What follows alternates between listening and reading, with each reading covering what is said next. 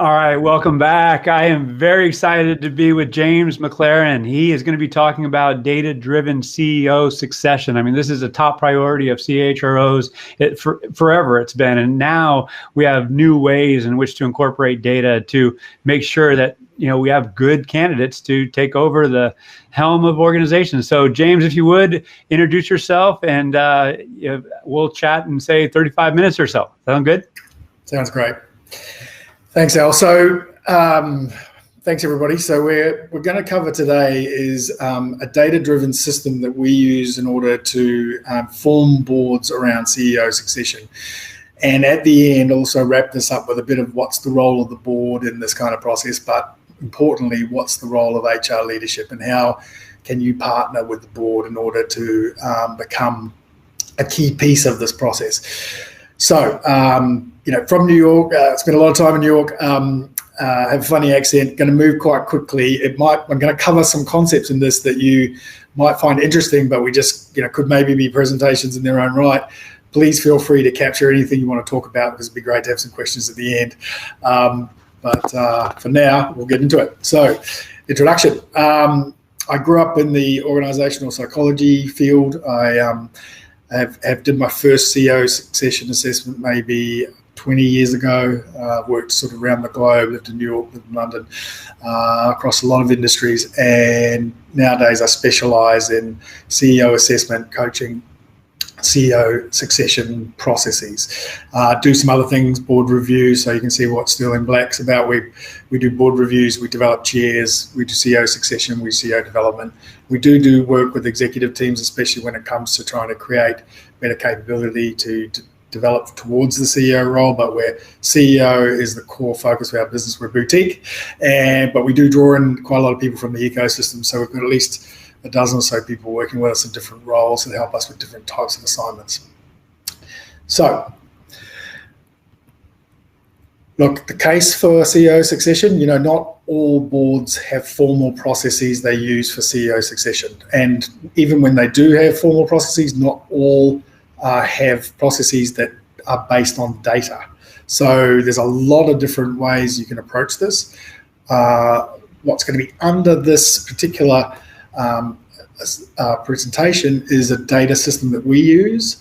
It's not an infomercial for us. It's still in the concept level, but we've got to take you down into a bit of methodology in order to get your head around some of the data that we use and how it's arrived at. But just sitting back looking at the case of things, you will have all probably heard these in your organisation, these kind of quotes where, we've got names of boxes, or we've got that one high-performing person. They're just the obvious choice, or there's no really now internals. We'll just go external when the time comes. But there's real, drawbacks to that type of approach from the board. And what I've learned in my career is that the power of data in the decision making can save a lot of money and real time and risk to organisations. So, you've seen companies have unplanned CEO departures who it really erodes shareholder value. We've got stats like 79% of CEOs promoted internally in 2018. We know that internal promotions are more successful than external promotions. And that is the kind of case that we use to try to advocate that a board not only does very formal planning for CEO succession and has plans for plans for now, plans for 6 months, 12 months, 18 months, 2 years, right the way through their tenure as so the chair, especially his tenure as the chair. He needs to look at chair succession versus the timing of potential CEO succession. There's a lot of things around succession that need to be really planned for and quantified, and there's real business value attached to having those plans. So that's how we justify our process. So what I'm going to go through here now is a typical CEO succession process using data.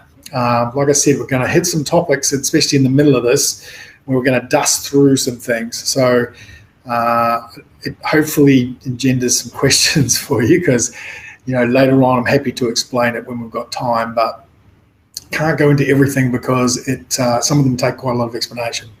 And in the interests of keeping us going, I'm going to do a high level view. But just in case this is your first sort of thought around CEO succession, the way we typically look at CEO succession is in a 2-year time block. So it's hypothetical. So organization doesn't have a plan. We sit down to do a plan, and no matter what our time frame is, we may think that the CEO is likely to resign or may need to change in 3 years, 4 years.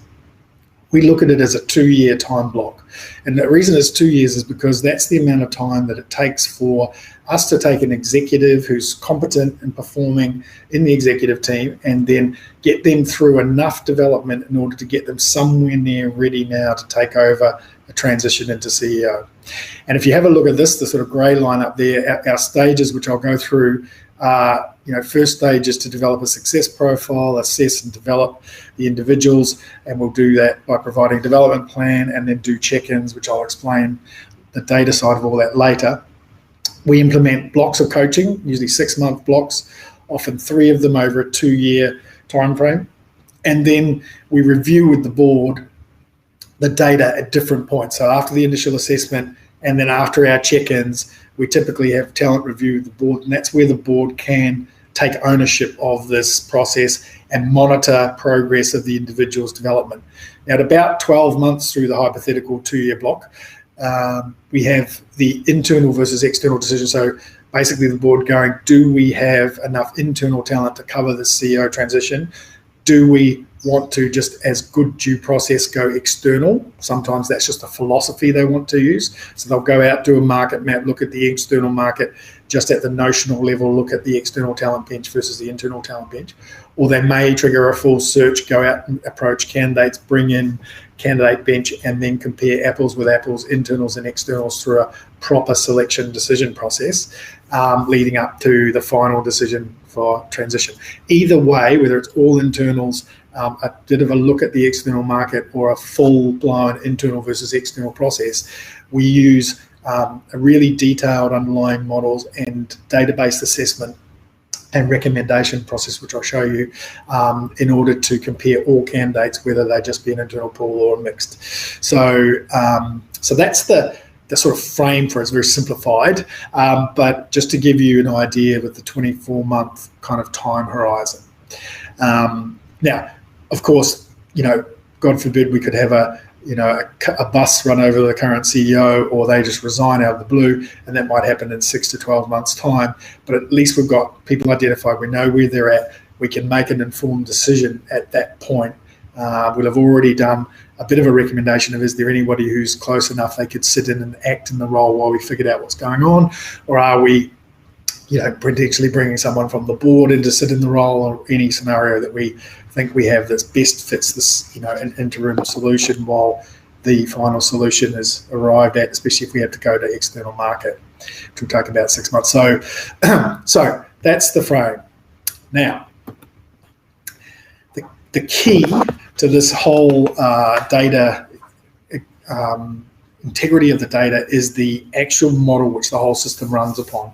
So the first thing we create is a CEO success profile. We run that with the board. We can do it, each individual member of the board individually, and consolidate it. We can do it with a CEO succession subcommittee, or we can do it with the whole board as a cohort, which you can only really do if everybody is completely aligned around what the future vision of the organization is, which is not often the case. But how we do it is, we take the board through getting them to imagine 3 to 5 years out in terms of the strategy and vision for the organization. So where do we want the organization to be in 3 to 5 years? So we create the vision. And then what metrics do we have that tells us we've got there? And basically that whole exercise is just to get the board thinking 3 to 5 years away. Then we translate that into what are the role challenges facing the future CEO. So those will be, tactical things that the CEO needs to be able to achieve in order to reach that vision.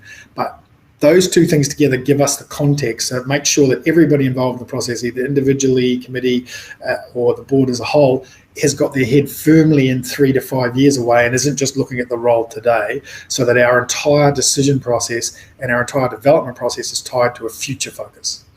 So once we've got them to that state, then we go through and we use tools for this, but we bring in some things that help them, inventories that help them to build out an experience profile. There's just one example there, but we usually end up with 6 to 8 to 9 experiences. We use a competency model, so we have a CEO level competency model, C-level competency model. So CEO one would have 20 odd competencies in it. We'll go through a process of boiling that down to 6 to 8. A kind of virtual card sort. If it's all virtual or in person, we do it actual card sorts. They're great, but it's a decision process to get them down to 6 to 8 competencies, so learnable skills. We'll then look at the style of effective leadership. So what are the key attributes or enablers of an effective leader in this role, organization, industry in the future that we need? And so we'll get criteria there. You see an example. Or what are the derailers or the negative traits we don't want the CEO to display given the role, organization, industry? So that gives us a positive and a negative trait profile that we can use in order to assess and report on the person's style. We then look at motivation. So what should they be motivated by? What shouldn't they be demotivated or frustrated by? And what should their ideal career drivers be, so that when we're looking at the person, we can see what they're going on to do. Hopefully they're trying to strive to build a case from this role to go on to the next role. So their motivation is going to last longer term, because if this is a destination role, they might go, oh, well, I've landed here, and relax, and therefore the performance you get from them is different. But so this is an organizational psych-based success profile. It's all the things you can assess or develop in a person profile or a role profile. We usually end up with about 35 to 45 criteria in this model. So it's complex. We don't publish it. The board doesn't need to know about all the intricacies of it, but they do learn it over the course of this, and they get to use this language. It's a very important part of the puzzle. If this is right, then all the data we produce from it becomes much, much more accurate. So what do we do with this? So just on assessment, and I just put up a very simple vision. I'm not going to go down this rabbit hole to talk about assessment, but just so you know, we custom design the assessments every single time based from the success profile. We do, big in-person, obviously, interviewing techniques around all sorts of things: background, experience, biographical, their career goals, and motivation. So we run tools, whatever tools people want included in the process. Psychometric tools, we definitely run ability tools. We often run motivational tools sometimes, but we'll run whatever we can get in there depending on the time we get with the person. We'll also do interviews all around the person. So we'll interview the board, we'll interview their boss, we'll do the CEO, obviously, for succession candidates, and we'll interview all of their direct reports. And when we interview them, we're not just interviewing them. What we're actually doing is assessing using each criteria in the success profile. So it's a 5-day worth of time assessment on our side for 2 assessors. So we have, at the end, we have a dozen, each assessor has a dozen different data points for each criteria in the success profile. And so when we consolidate that and do an integration, we're trying to create the baseline scoring for each individual. We've got 22, 24, sometimes 26 data points for each score on each criteria. And so the rigor in the scoring system is in the 2 perspectives and the number of data points we have across against each of the criteria. We can get very accurate on where the person is. So we're just putting that on a 5-point Likert scale, which I'll show you later. But that method of assessment changes every time, but the rigor in the scoring system is the key to this whole thing. And the methods we use for that doesn't change depending on the tools or the process or how much time we have with the individuals. So so what happens for the individual, which is not really what this is about, but just so you know, they get a session with us following the assessment, developmental feedback session, career goals, strengths, development areas. Once they've kind of recovered from that, we take them in. Their output's a development plan, which has all of that in it, and also a lot of materials, things they can use to develop. And then we get them to come in with the CEO, who's the closest person to them, but ultimately also the chair, and pitch their development plan and talk about what they've learned from the process in their development, individual development areas. And then we talk about the CEO and how they can help. We'll definitely not do things that gets in the road of the person's development, and how the chair can also contribute to the development process. Basically, just gets buy-in, but also a public commitment from the individual to their development areas, which is a key part in having them not in any way sort of reframe or wrestle what the process has thrown up for them. And then away goes their development. What I'm going to talk to you about now, though, is the data reporting side that goes on in the background. So the participants do not see this. This is for the board. Right. Okay, so this is just an excerpt of an example of some reporting, but on the left-hand side here now, there's a lot of different data concepts in this reporting, and they're listed down the right-hand side. And I'm going to dust across these, and hopefully some of this triggers interest from you, and we can talk about how we do this later. But we are absolutely all of this is built from the success profile. Remember the integrity of the way that we come up with the scoring. First thing we're going to do is a very high level recommendation around readiness, so the succession recommendation. And there's a methodology under that. It's, if they've got lots of experience, which take a long time to build experiences, or they've got, competencies which take a short time, but they might have a few of them. If they've got style issues, take medium length time to really deal with those style issues. You add up the components of all of that, map it against their learning ability, and you can recommend how far away from they are. So ready now is obviously they're ready. 1 to 2 years, 2 to 3, and 3 to 5 years, like Anthony here. 3 to 5 is kind of like our ready never bucket. But we'll make a stand around how far they are away, and it's important. We'll show you later. Then obviously a really high level summary of their strengths and development areas. So not thorough like what we've given the individual, but just allows the board to start building the picture of the individual. So these are what they're really strong at. We know there's 35, 45 criteria here. We're just giving you a 7 or 8 on one side, maybe 6 or 7 on the other. But here's the strengths and here's the development areas as they've come out of the assessment. We'll rate them on leadership potential. Again, our Anthony now, I know you can't really see that, but anyway, leadership potential, there's a methodology under that. So we look at experience, we look at their motivation, we look at their style, can they get followership, we look at their cognitive ability, are they smart enough to operate at a very senior level, and the strategic, can they understand the strategic environment, are they going to be able to learn in this process quickly, can they therefore get in the role and adapt and not have a real period of instability while they take that going through that transition. So we'll make a real, it's only a 3-point scale, so high, medium or low potential, but there's real rigor behind how we've arrived at that. We're not just notionally pulling that out. Derailment risk, we'll look at all the downside indicators, so derailment, derailers, and other different traits of the individual and capabilities of the individual. And we'll basically make a call of, if you had to put the person in the CEO role now, what is their risk of derailing? And is there a way you could set the roll-ups to minimise that risk of derailing if you needed to put that person in, especially at an interim stage before they were at ready now? Career aspirations, really important. That's like, again, this is what they're striving for. It's really good to know they've got really clear, strong career aspirations that you can, understand why they're going into this role and what they're going to go on to do afterwards, and get everybody to get clear on what they want to do in the short term, especially while this process is running.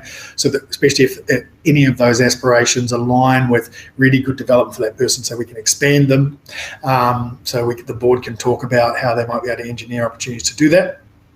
We then have a section around development guidance for the board, which is sort of how to set up the development process for this particular individual, what components should be in it, how long is it likely to take, and how long, if you're going to provide CEO level coaching, how long should that go on for, and all the rest of the recommendations that we can make from our data. Flipping over, and you see this blue and grey sheet at the front here is a rating of every criteria within the success profile. This is where we report out the pattern of the person, is how we call it. So in data, the strengths and development areas of the person, and you can see the shape of the way that that's laying out. Now, the blue high is good, so 5 is a great score. Don't give away those often, we're tough here. The grey is, derailers and things where with low is a good score. So Anthony's got a couple of strong derailers there. That's be one of the key reasons why it's got very long-term readiness and low potential. So we also report on learning ability as a raw score, whatever abilities we put in there, and we have 2 indexes we run. So one's we call the leadership index, which is we do a comparison of the individual's capability or their scores against the success profile. So we do it against the success profile, and we rate their overall match to this future success profile, simplified into a percentile rating.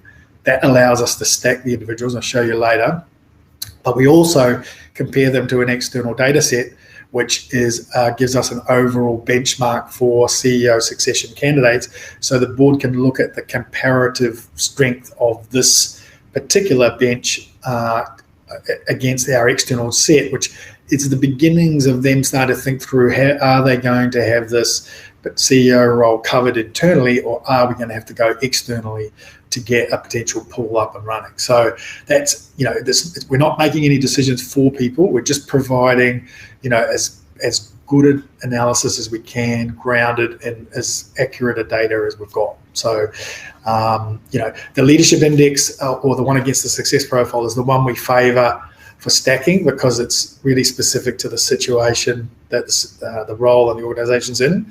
The benchmark is really just to get the conversation started around, do we feel like we've got a good enough bench at this stage in order, for us to be able to continue developing just internally and not have to go externally. So dusted through that, some of those could obviously be a presentation in their own right. Please, hold on to some questions if you've got them for later. But I'll keep going, and we'll come back to that if you guys would like to.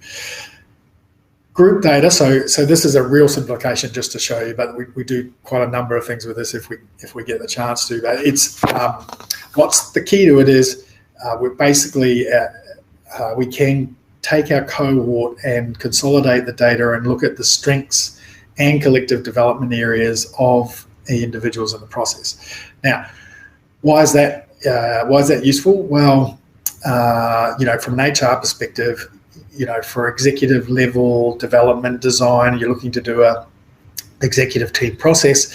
You've already got a really good data set of a number of the individuals who that there's certain areas that you could include development in, which is going to really have traction for the organisation, right? So, let's say they're low on decisiveness. We can put decision models and decision processes, analytical decision and decision in the moment. We can create a program around that, which is going to really help lift the capability of the executive overall. If there's a lot of different ways that HR can use this data if you can get it.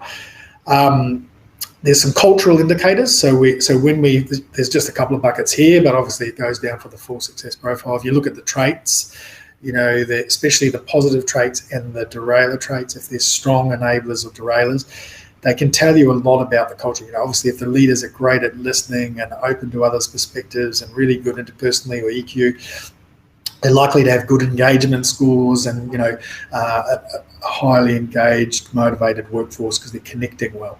If they have high derailers, micromanaging, you get that a lot with technical businesses sometimes. Detail orientation, perfectionism will drive that, and then you'll know that you've got sort of a disempowered workforce who are likely sort of struggling to get their own freedom to be able to perform their own way, and so we call it like the shadow you cast from a cultural perspective. You can see it in this data, which is really interesting because it's really much more rigorous than what a lot of the culture-based tools and things will generate for you. You can also, so then what we can do with this kind of data is we can look at the strategy of the organisation, and we can talk about the executive's ability to be able to deliver the strategy, because typically what they'll give us is the 4 or so key business leader executives as our candidates for internal CEO succession, and we'll end up with 2 or 3 or 2 in the end, but our original data will have the 4 of the key business leaders. What be at the periphery might be, the CFO, COO, CTO, CHRO, who may not necessarily qualify as potential CEO candidates, but those 4 business leader roles really give us an accurate data set of the consolidated group data gives us an accurate picture of whether those business leaders have got the right capabilities to be able to achieve the business strategy. And we can go even further and map the collective picture to the role challenges facing the future CEO and give a real prediction as whether or not the capability set of this group at this moment could deliver those, or over the course of the journey, as we look at how well they've taken the feedback and engaged with the development process, we can see how likely they are to be able to deliver those role challenges. So we can start to do some analytics which help the board think things through from different angles. So, right. So this is an absolutely gross simplification of what we do in terms of reporting to the board. There's a 10 or 12 page report we put together. But the key data analytic pieces which are of most use to the board, just wanted to show you those couple of different approaches.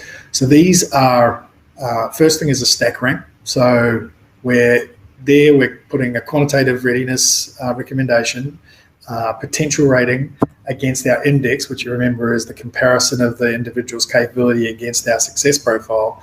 And we're triangulating all of that to create a stack. Now, this doesn't mean, this has real analytics behind it. There's algorithms in it. This is not in any way interpretive. It's just we put in all the original assessment data and then we calculate this automatically. This is not a solution for them. Remember, this is a beginning picture often when we run the assessment. It's all about, how they take feedback and engage with the development process rather than necessarily where they were at the start. But it does start to segment them, and often we're having to sit down with the chair and do meetings in advance of the presentation of this data because, there's a lot of shenanigans that goes on around, board positioning, so directors positioning their favourites with the chair, individuals positioning themselves with the chair. By the time we get an objective process into place, often some of the candidates who are not as capable have managed to position themselves as lead candidates. We have to do quite a lot of change management in order to get this sort of to land. But over time, it gets proven out really well by the data. I'll show you how we do that. So the stack is a really key piece for the board to look at. And then what's actually one of their key is the prediction of readiness. It's the key governance in all of this is to understand what coverage they have for, I don't know if you can see that pop up there, we'll get rid of that, they can see that in the sort of early stages, who is there capable to step in an acting role for if we have an unexpected, unplanned event happen. What sort of pool could we have at the 1 to 2 year stage? We've got a couple of candidates who are turning up close to ready now. If it's 1 to 2 years from now, they are likely to be very close to ready. We could then run a legitimate process with them. Obviously, the longer this goes on, the more candidates come into play, but they can have a really structured approach to planning for the change and what pool they'll have at that time. And then we can, when we're ready and we really understand the time frame for the CEO to change, we can then look at, are we doing this internally? Are we doing this externally? But they've got a concrete plan they can lean back on, so they're not starting from scratch when an event occurs, especially if it's unplanned. So there's a whole lot of data that we sit down and we facilitate a talent review. And then in that talent review, we go through each individual candidate. We go through all the analytics we've run off those people, everything we can do about this, at this stage, predicting how their development process is going to go, and all of this, the stacks, and we help them. So they just get the data. We don't tell them what to do. They go through their own process of arriving at their own planning outcomes at this stage based on the data we've given them, and then based on a discussion between themselves. Now, in that room, it's usually us and with the CHRO and the board chair leading the event, which is something I'll get to soon. But we have the original board talent review where we come in with the assessment data. then, if you remember, we had these check-ins happening at sort of every 6-month stage of the development process over our hypothetical 2 years, which never really ends up being the case. It's longer or shorter. But at these 6 months check-ins, what we do is we then go out, we go around the individuals, talk to their bosses, the chair, the CEO, their directors, and we focus in on the development areas, and what we're looking for is the noticeable change in what we've been working on. So we explain what it is we've been working on. We talk to everyone around that. We consolidate everyone's perspective on where that person has improved or not, and then we quantify it. It's not quite as objective as the original assessment process, but it doesn't need to be, because we're going to put something on the back end of the process which covers for that.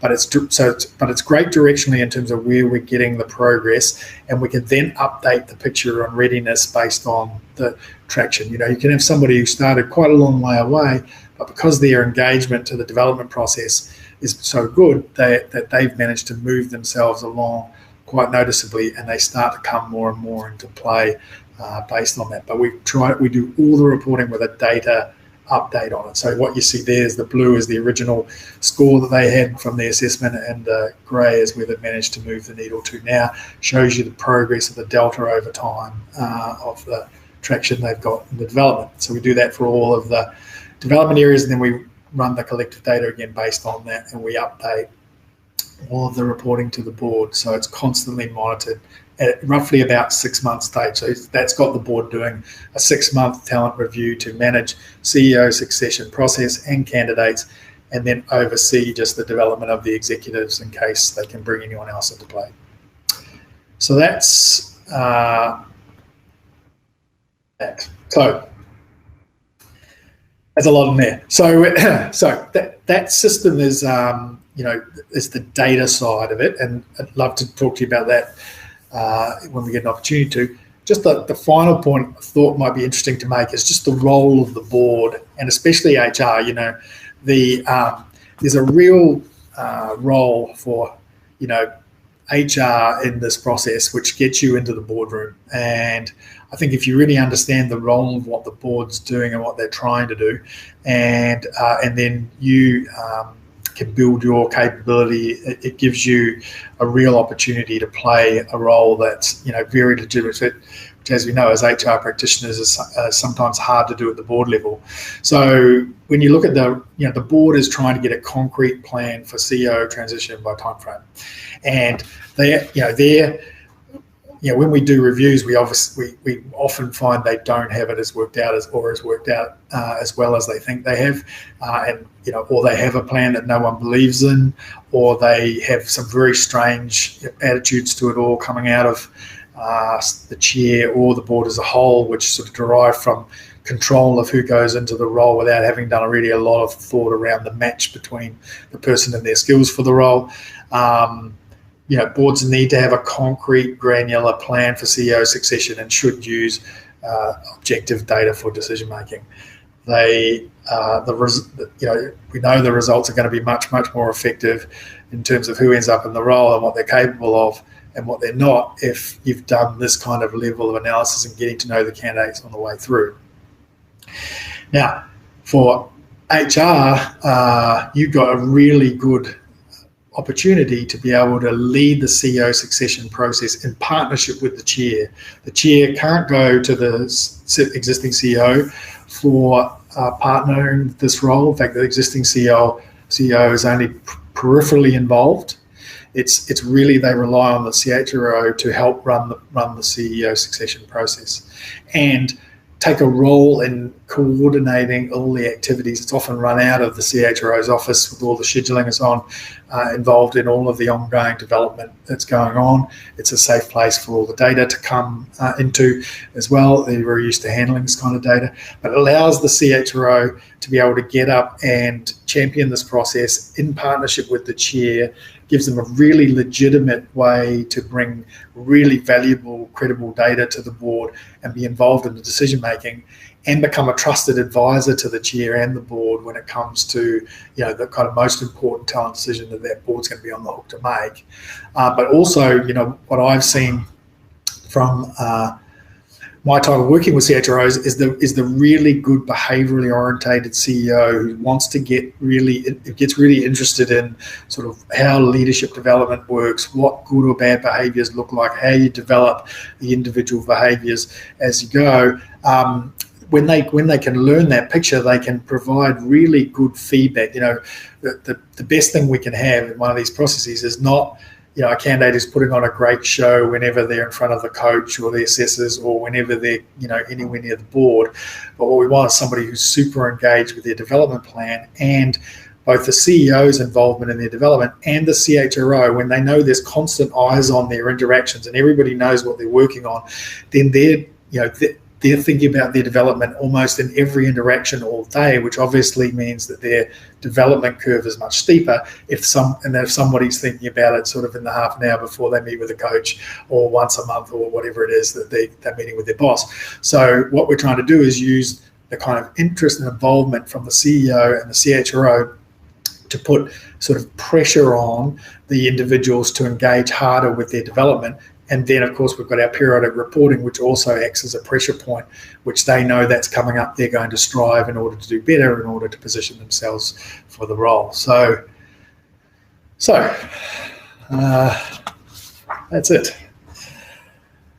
Yes. It took for me to come back. Yes, they're more than awake. So there are some questions that came in, and I will field them. But before I get to them, thank you, number one. And I have some contextual questions, because this is something that has been kind of the realm of the Russell Reynolds, Korn Ferries, and of the world. And I know you have background, I believe, is it with Hay? Is that right?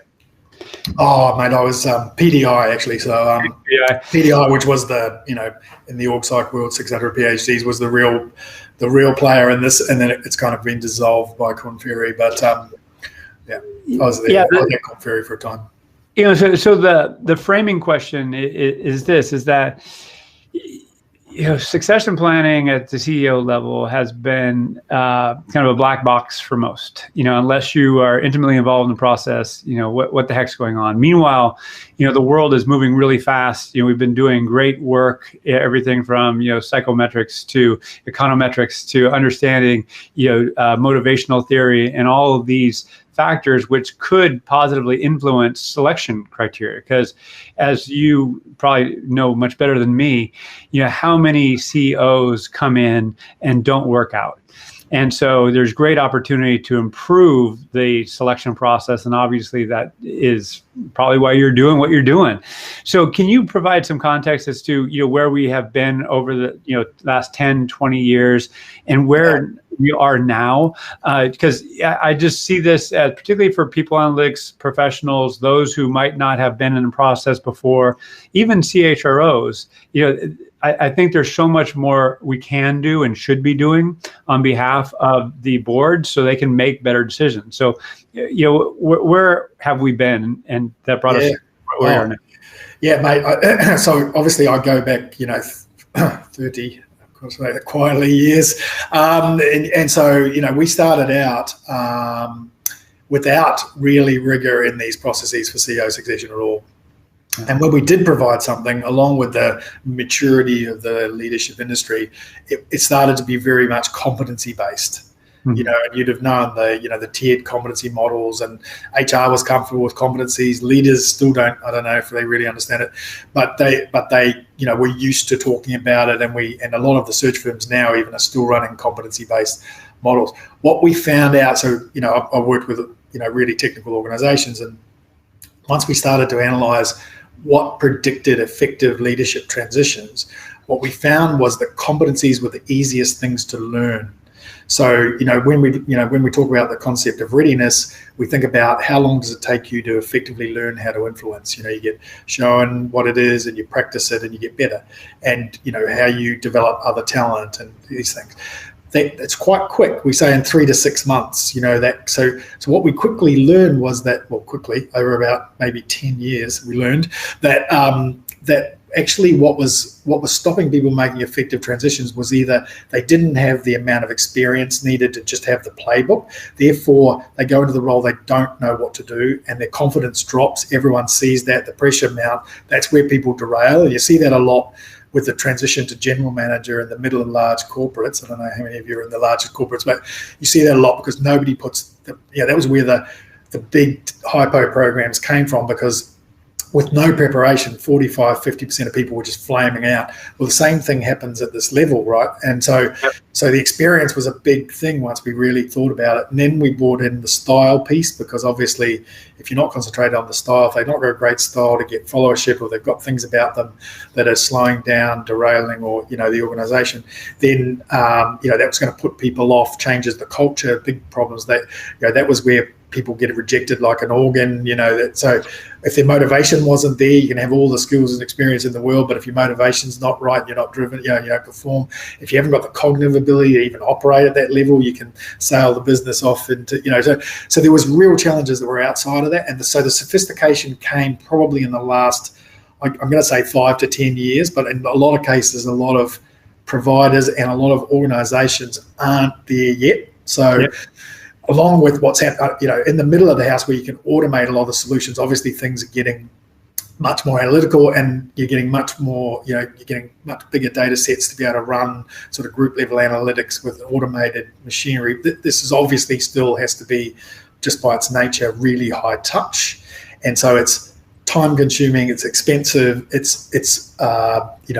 takes real time to genuinely grow people. There's no magic words or magic tools or color wheels or anything that you can do that's just going to develop somebody from being a performing executive to being actually a competent, ready now CEO. It's a lot of effort and work, and some of the generations ahead of us at the board level are not used to this. They didn't have it happen to them when they were in their career. They don't understand it, and they're leaning on CHROs. And luckily for us now, some of the CHROs getting in there into those roles are very strategic, OD professional, came through the talent development. I know in the US there's a lot of chief talent officers, sort of Ivy League MBA business types who've learned the science but can converse in the right language, so they're credible in the boardroom. And so there's a real change happened in that. But we did have a lot of CHROs that had operational HR backgrounds, that didn't have comfort in this either, and couldn't recommend or feel comfortable, owning or running processes that had this much sophistication in them. So it's still a transition. I mean, we're still running into, top end listed boards that don't have, really credible database processes for this, and it's like their most important decision, Yeah, no, and thank you for highlighting that. And there's a couple of questions that come in, and I'm going to take one because they're related in my head. But I'll take Irene's first, because you mentioned CHROs. In some cases, they don't involve the CHRO. Boards would bypass HR. Is that your experience as well? And it seems like there's an evolution where CHROs, to your point, are becoming more astute, more business-minded. They have more value to add to the process. Are you seeing that, or are you seeing boards still bypassing CHROs to do CEO selection? Look, it's probably down to the legitimacy of the CHRO to some extent. It can also be down to the preference of the external partner they use. I've run into clients who, the very first question I've walked into as I've sat down is, are you okay to partner with the CHRO? Because the person they had in there before just refused to partner with HR. So practitioners like me, and there's not very many of us. We all know each other. There's less than a dozen people out there who really teach CEOs, and so some of them try to divert, to take control of the process away. But to be honest, we use the HR, their ability to coordinate the process and help us, because they know what we're doing and they know how we need to organise everything, because it's like a theatre production behind the scenes with the amount of moving parts and meetings and so on that need to be aligned. So we usually use the CHRO's office in conjunction with the company secretary, but there are certain organisations where the company secretary office, where they're very well resourced, will run this process directly themselves. But that doesn't mean that we wouldn't bring the CHRO in, because we do need them as a process coach for the individuals to try to get the participants to focus more on their, because the CHRO, the company secretarial function can't give behavioural feedback to the participants. They can't observe them in meetings, know when they're practicing the key skills they should be working on, and give them feedback. And we want that role internally. CEOs often don't have it, or they can develop it over time if we stand on them, or if we've got them in development at the same time.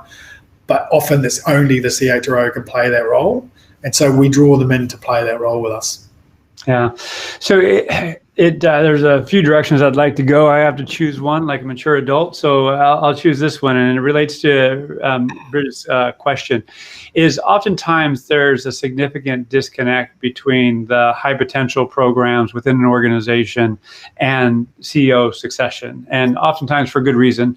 Other times there's expectations that I'm on a CEO track or I'm on a C-level track.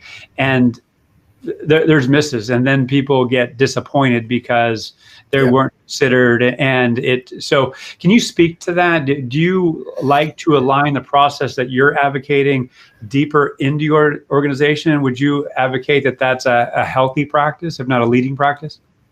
Yeah, I mean, look, in an ideal world, everything ties together. I think for the CEO specific process, because it is a subset we're looking at, it's all about the identification process. So if we can, it's hard because sometimes we even don't get in pre the identification process. We'll come in to establish the process and we'll sit down and go, okay, can we talk to you about the criteria for identification and having objectivity in that, so that we're looking at the right things tied to our sort of the way that we look at potential, so we can continuously report that to you. And they're like, actually, we've had a big conversation with the board. We've created a CEO succession subcommittee. We've done 2 months work looking at everybody, and we've decided it's these 4 people.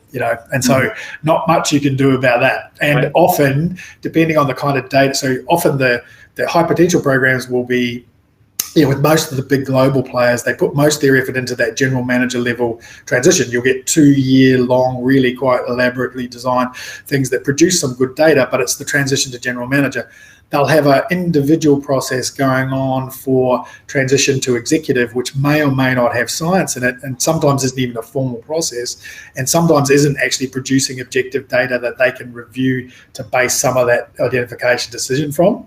And so it's often that particular, the most important group gets identified by the board based on pretty much perception, and sometimes we don't get to it soon enough. If we can get to it, then we'll try to put a criteria in. So, do they pick up things quickly? Have they got good experience to really genuinely be considered for this? Like, if they were actually about to be put in the role, would you be seriously considering them? Have they got a good style that people connect to? Have they got, so the same model that we're using at sort of the, 5 bullet points, no more than 5 words, we call it, model, which then at least gets them to tie some of their thinking to some of ours, and then create sort of more of our ability to be able to push back on them if they're putting someone in there that shouldn't be there. But the objective assessment step will clean that out. Like, it will stack them out. If there's people making it that shouldn't be there, we can get rid of them. The issue you identified is, are we actually identifying the people that should be in the pool in the first place? And that's sometimes gets revisited halfway through the process when we realise that the pool's not developing at the pace we need them to be. And as they get more used to these kind of concepts around leadership, they start to look at the rest of the organisation, get more exposure to some of the leading even successes to the executive team, and realise they've got couple of screaming high potential, hopefully females behind that, and we then get to update the pool, because while it's a hypothetical 2 years, sometimes is a 4-year tenure for the CEO. We get like a quite long run at it. So you actually got my last question. It's probably the last big question. Then I got some smaller ones for you as we wrap up. It is really that. How does this process support diverse hiring, diverse selection at the CEO level? And obviously, as you just alluded to, there's dire need. I'm sure there in Australia as well as here in the States. Yeah, well, I was in the States doing the stuff, and we used to run the PDI days. We were running, exactly the same process I described to you, but using a lot of assessment centers, which are obviously really objective. And the key is, objectivity of decision data gives a level playing field. So it takes the bias out of the decision making. Now, The trouble is if we've come in after the identification phase, I just have one that I'm working with that's a big name, you'll all know well, brought us in to do CEO succession. We're just at the decision point now. When we originally arrived a couple of years ago, they gave us a pool of 4 55-plus white males, in which we immediately sat back and went, this doesn't seem to be representative of your population. You look at your website, walk around your hallways, so we then put them into a process, knocked a couple out at the 1 year mark because they just weren't developing, probably shouldn't have been there. And then we used some objective tools that go into the layer below, and we identified another 4 candidates. We ended up briefly with 6 in there. We ran it for another year, and then because up until the decision point, they decided not to go outside. Actually what happened was, the original success profile was built 2019. Then of course COVID hits, so the whole world turns itself upside down. Now that they're coming to decision point, we ran the success profile. It's completely different. It was a high growth CEO profile. Now it's growth with turnarounds, lots of changes happening, business model changes, all sorts of skills that weren't there. And so we've rebuilt the whole thing. We've reassessed that pool against it. And the leading candidate is now a woman who's only been in the organization 2 years, where everyone else had been in there 10 plus. And she's, by far the best candidate. But the objectivity of the process allowed us to be able to get that perspective onto the table, because we're doing proper assessment that's not opinion based or so it can be done. But look, it's unfortunately there's no magic bullet. I mean, you look at the diversity of the board in the first place isn't there. So that's what came to mind as you were telling the story. I mean, the people who are creating the criteria, are they themselves, not a diverse lot in most cases, but yeah, at least and I agree with you, data does help level the playing field for not only women, but people of color throughout, the world. Everyone, yeah. Keep doing what you're doing. James, how can people learn more about you and your firm? Oh, look, obviously as a global audience, the moment we're in Australia, getting around is challenging. We are doing stuff into Asia remotely because everybody's used to using video. But look, anybody wants to reach out and have a chat about this stuff, I'm sort of on a bit of crusade to educate the market overall. I feel like the more people that understand how this should be done and can bring that perspective to the organisation, just the more opportunities it creates for our industry anyway. So if anybody wants to reach out and have a chat about this, more than happy to do some one-on-one time with you. And if you've got some concepts that we dusted over today, because there's some things in there, potential readiness, there's some things that could be a 1 hour presentation in their own right, and you're really interested in them, feel free. I'll give you every bit of info I've got on that if you like, or, reach out in writing and we'll get back to you with anything we can. All right. Well, James, keep doing what you're doing. Thanks for sharing, and you stay well, yeah? Thank you, mate. Thank Great you. to meet you all. Cheers. You too. Bye. Bye-bye.